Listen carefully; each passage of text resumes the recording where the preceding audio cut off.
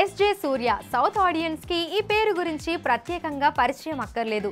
Director నుంచి నటుడిగా మారిన సూర్యకు ప్రస్తుతం కాలీవుడ్ తో పాటు టాలీవుడ్ లో కూడా మంచి డిమాండ్ ఏర్పడింది. ప్రస్తుతం నాని సరిపోదా శనివారం అనే సినిమాలో సూర్య కీలక పాత్రను పోషిస్తున్నాడు.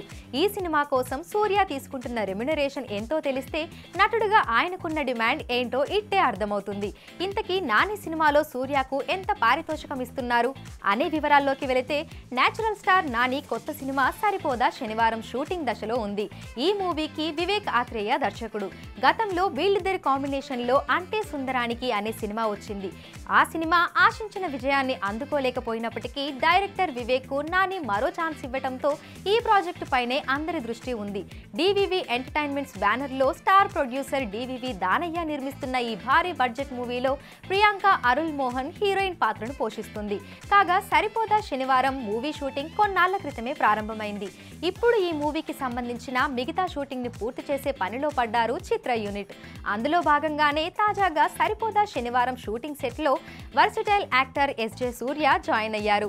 ఈ విషయాన్ని చిత్ర బృందం అధికారికంగా ప్రకటించింది. కాగా ఇటీవలి కాలంలో సూర్య నటిస్తున్న సినిమాలన్నీ బ్లాక్ బస్టర్ హిట్లుగా నిలుస్తున్నాయి.